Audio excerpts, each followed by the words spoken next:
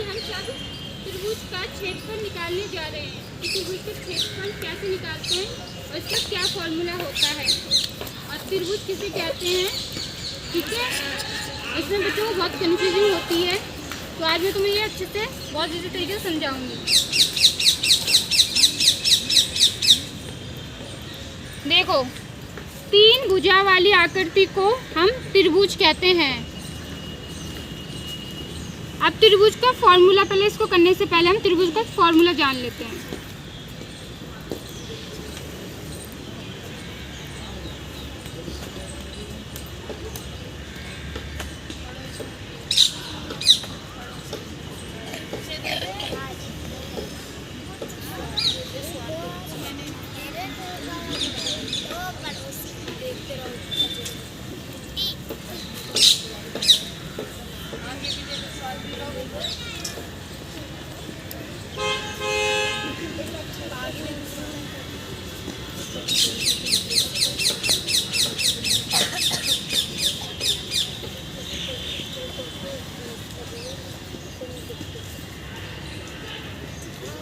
ये इसका फॉर्मूला होता है त्रिभुज का।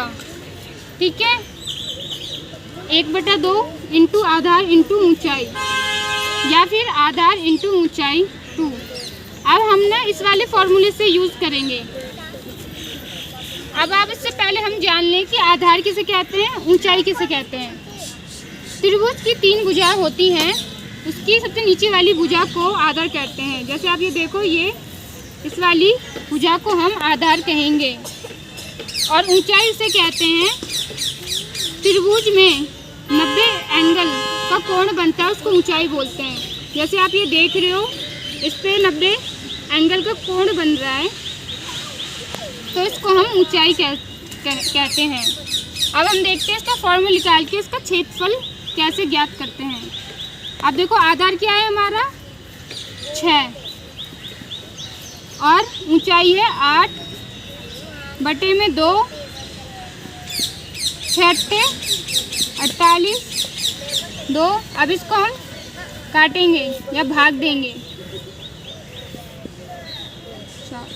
इसका आंसर आया 24। अब ये बच्चे क्या करते हैं, सिर्फ 24 लिख देते हैं, मगर ये यहीं तक नहीं रहेगा। आप क्वेश्चन में देखते हैं यहाँ पे 6 सेंटीमीटर 8 सेंटीमीटर, यहाँ पे सेंटीमीटर दे रखा है, तो यहाँ पे सेंटीमीटर की स्क्वायर आएगी, क्योंकि यहाँ पे 2 हैं, तो इसकी घात आएगी सेंटीमीटर की स्क्वायर। अब हम इसके एक नेक्स्ट सवाल करते हैं, वो देखिए आप कैसे होगा। आपने क्वेश्चन देखा, अब हम ये वाला क्वेश्चन करेंगे। इसमें थोड़ी कंफ्यूजिंग है, तो आप वीडियो अंत तक देखना। पहले आपको बता देते हैं कि त्रिभुज का क्षेत्रफल हम किसी भी, कोई सा भी त्रिभुज हो, चाहे वो समबाहु हो, विषमबाहु हो, समकोण त्रिभुज हो, अगर उस पर आधार और ऊंचाई दे रखी है, तो हम ये वाला फॉर्मूला यूज़ करके उसका एरिया क्षेत्रफल निकाल सकते हैं। अब हम देखते हैं, इस वाले त्रिभुज में बच्चे बहुत गलतियां करते हैं, क्योंकि इसमें आधार और ऊंचाई बच्चों को समझ नहीं आती है। तो आप देखो इसको कैसे करेंगे।